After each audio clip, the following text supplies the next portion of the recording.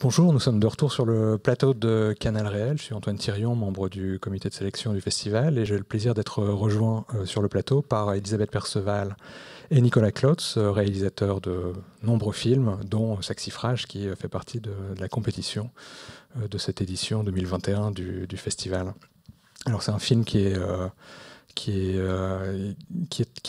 très beau et assez ardu, dans le sens où je pense qu'il nécessite un certain nombre d'éclaircissements. Et peut-être partir d'une impression comme ça. C'est un film dont la datation semble très incertaine. Un film qui semble venir du futur ou du passé, et qui a un rapport avec votre dernier film de fiction, Low Life, en 2012. Alors voilà, est-ce que vous pourriez parler un petit peu des circonstances de la réalisation de ce film ? En fait, aujourd'hui, ce qui est assez étonnant pendant la pandémie et la fermeture des cinémas, c'est que l'actualité cinématographique est complètement s'évanouie. Et donc on a le sentiment comme ça qu'on redécouvre ou qu'on découvre l'idée que les films, les images n'existent pas dans un temps précis, mais dans une sorte de nappe temporelle. Ils ont leur vie et on ne peut pas dater quelque chose. Enfin, nous, on n'avait pas envie là de dater quelque chose. Alors, on a fait un atelier en 2008 pour préparer Low Life. Donc, un atelier, on a travaillé à Toulouse dans une usine une ancienne fabrique de pantalons qui s'appelle le Pavillon Mazars, avec 12-15 acteurs, actrices. Dans l'idée de faire un film sur les zombies. Donc c'était juste ça. Et Elisabeth avait installé dans ce pavillon Mazars une petite pièce qu'elle appelait le confessionnal, où tous les acteurs venaient. Et là, je laisse à Elisabeth le soin de raconter ce qu'elle faisait avec eux, pendant que je les photographiais. Je ne te raconterai pas tout ce que je faisais avec eux quand même. Il faut être bien là. Donc, je dirais que Saxifrage, c'est comment les zombies se sont transformés en saxifrage. Parce que c'est vrai que la figure comme ça des zombies est née en 1998, quand on a préparé Paria. Et on était devant toutes les personnes qui vivaient dans la rue et qui nous évoquaient la figure du zombie renvoyée comme ça à l'invisibilité dans un sous-monde. Et c'est là qu'est née un peu cette idée de travailler sur la figure du zombie déjà pour Low Life.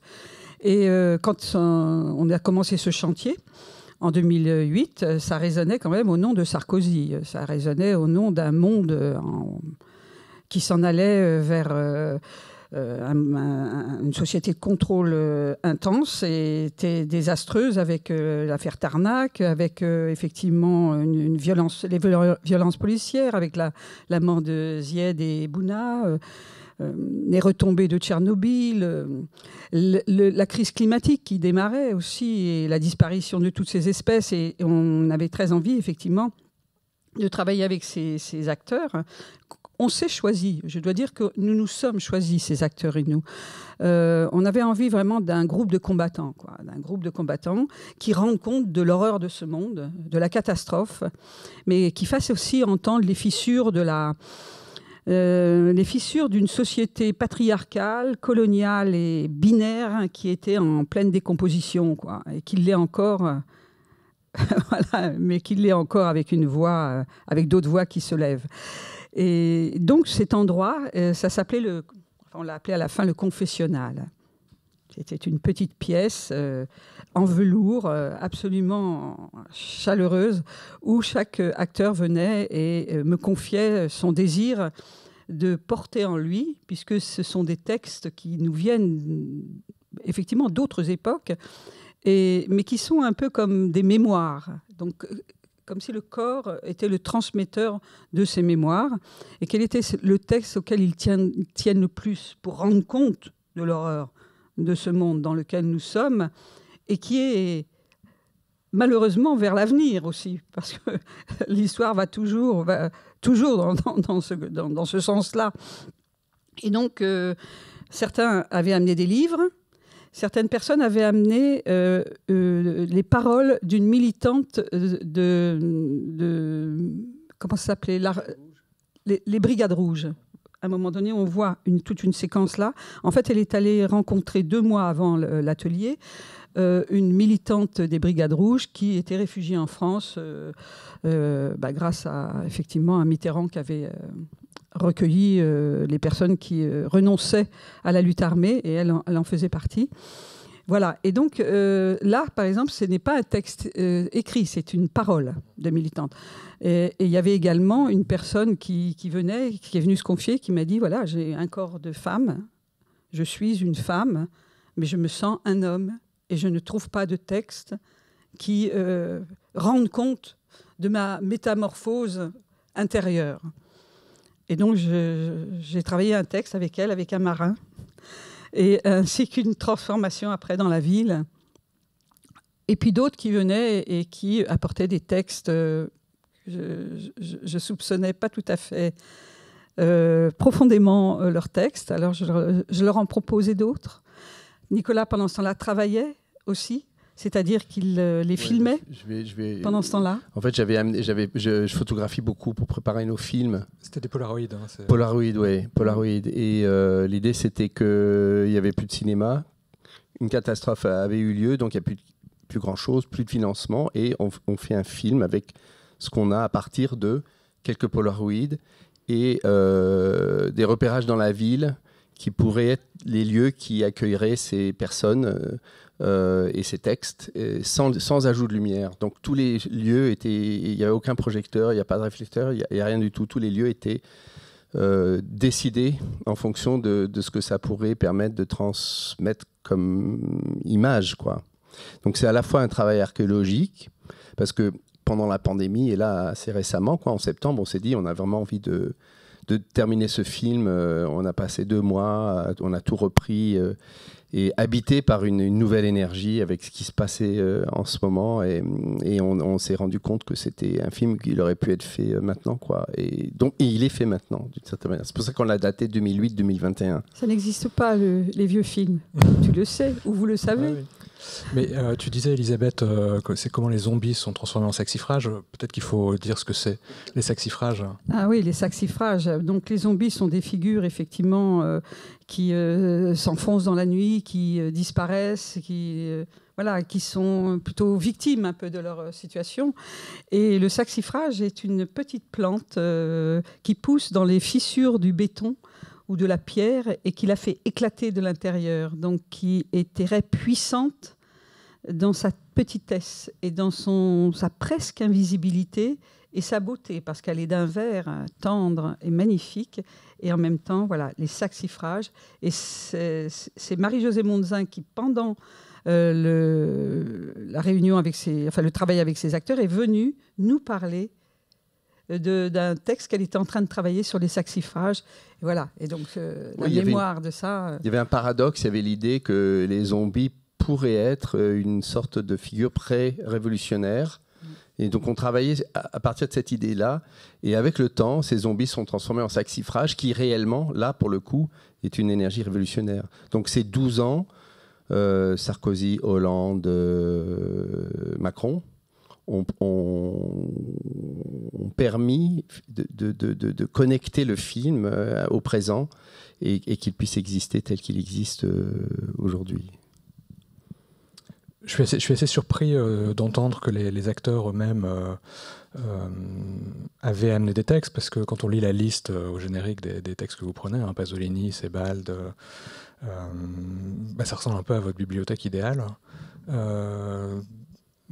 Oui. Donc voilà, je me demandais un peu s'il y avait aussi une sorte de vision d'ensemble sur l'ensemble des textes qui ont été pris, et peut-être un peu comment ils se sont structurés. Mais déjà, il y avait la présence d'une actrice, celle qui ouvre Saxifrage, qui est la dernière compagne de Didier-Georges Gabilly.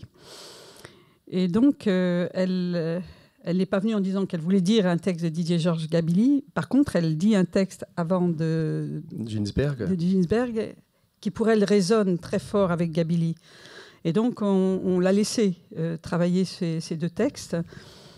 Mais Ginsberg, c'est nous qui lui avons proposé. Mais voilà, ça se passait voilà, il y avait une grande table avec des livres au milieu de cette table, et c'était aussi comment chaque acteur l'incarne. Parce que vous pouvez aimer beaucoup un texte en tant qu'acteur, parce que ça répond à une psychologie ou à quelque chose de tellement personnel, ce qui n'était pas le cas là. C'était pas quelque chose qui... C'était plutôt comment des voix vont à la rencontre. Comment ces voix rendent compte d'une époque, rendent compte des événements passés ou à venir. Et donc, il fallait qu'il soit plus porteur d'une façon un peu plus généreuse, peut-être, et en même temps très intime. Parce que, voilà, comme je l'explique cette femme, le Pasolini, l'actrice, donc Nouche, m'a dit je ne vois pas de texte, j'ai un Brecht, mais c'est parce que j'aime Brecht. J'ai dit, mais non, ça ne suffit pas. Et elle ne connaissait pas la poésie de Pasolini. Et quand je lui ai donné ça, elle n'a pas dormi vraiment pendant 2 nuits. Elle est restée... elle m'a dit, c'est un texte pour moi. Voilà, bon, c'était ça le confessionnal. Parce qu'un confessionnal, ce n'est pas d'avouer ses fautes, c'est d'avouer ses désirs intimes les plus intenses et ceux qu'on laisse cacher, justement. C'était ça le confessionnal. De la même manière qu'un des hommes, à un moment donné, il parle de Sobibor, donc un texte qui est dit dans Sobibor, et tout à coup, il arrive et il glisse des phrases de Marguerite Duras. Et puis, il glisse des phrases d'autres choses.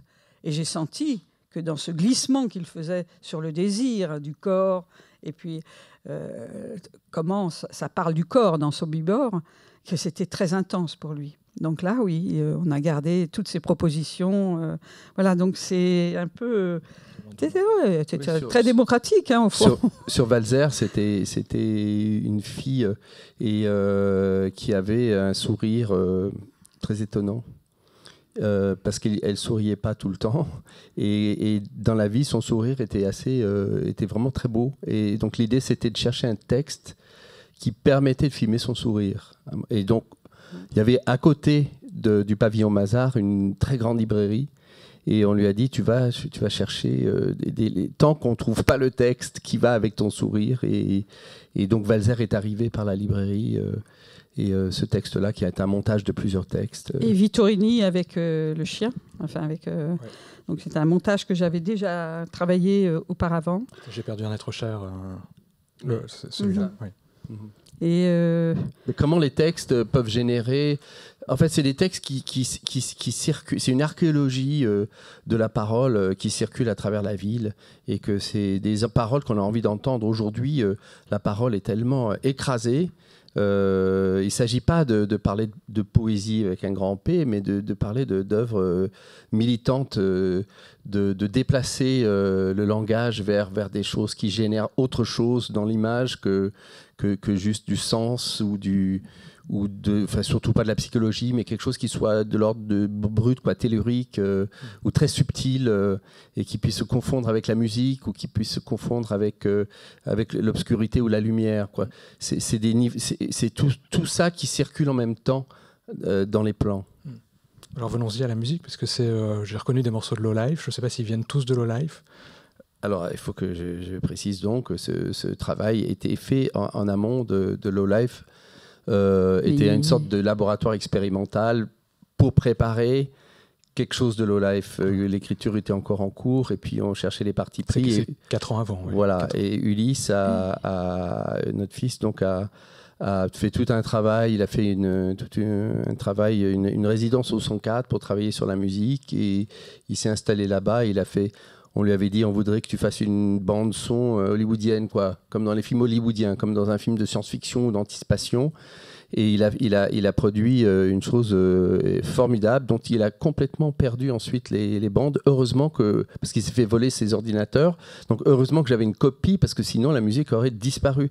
Ce qui fait que c'est aussi ramener la musique.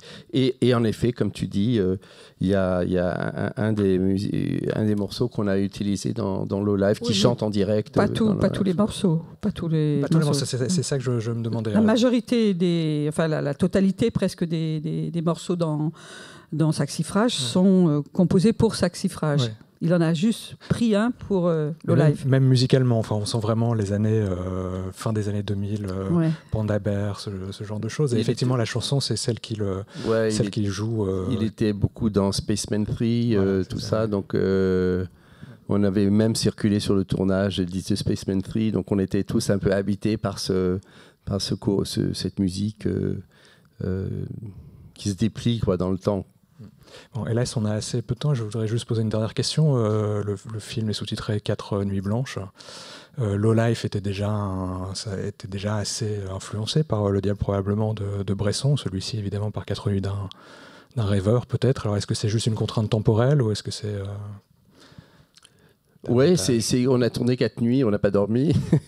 Et on aime bien qu'un titre résonne avec d'autres films. Alors, c'est effectivement autant 4 nuits d'un rêveur que il y a les Nuits blanches d'Antonioni quelque part aussi, et Visconti, je crois, et puis le réel du tournage, quoi. Le réel du tournage, et notamment cette scène dans un bar où qui du coup fait pas partie de cet atelier, mais qui est partie importante du film. Oui, la scène dans le bar, effectivement, il était 3 ou 4 heures du matin, il n'y avait pas 36 lieux d'ouvert à Toulouse à ce moment-là, et donc on est allé dans un bar qui est près de la gare, et où effectivement les travailleurs de la nuit vont se restaurer un peu, prendre une bière, discuter, etc.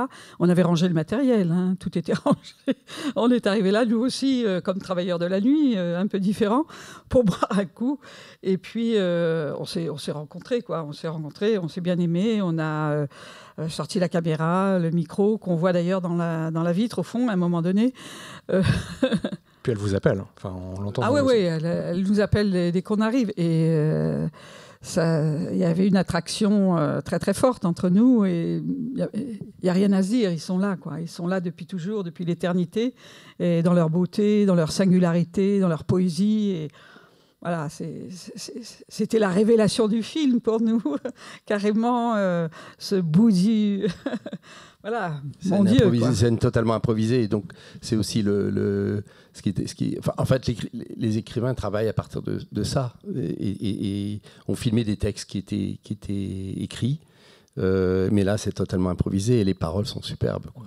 Et puis c'est vrai qu'elle avait repéré le mec au bar qui a des cheveux assez longs comme ça, qui a une tête un peu du Moyen-Âge. Et là, pour le coup, ça, c'était un de vos acteurs. Ça, c'était un des acteurs, oui. Exactement. C'était le copain d'une des actrices, Lise Bellinck, qui était venue faire partie de l'atelier, nous a demandé à la dernière minute si son ami pouvait venir. Et puis, quand il est arrivé, on a dit, bah oui, bien sûr. Et puis, mais t'apprends un texte de Boccace. On va travailler sur Boccace. Et donc, c'est lui qui lit le texte de Boccace, et c'est lui qui se transforme en femme dans le film. Voilà. Mais en fait, s'il se transforme en femme, c'est aussi parce qu'il était interpellé à ce point-là par la femme qui était dans le bistrot. On s'est dit, mais attends, voilà, et on s'est dit, ce serait assez beau que ce soit lui qui fasse ces scènes. Bien, alors je crois qu'on va devoir s'arrêter ici. Merci beaucoup Elisabeth Perceval, merci Nicolas à Klotz, et merci pour votre film et de faire partie de la sélection du festival cette année. Merci beaucoup. Merci.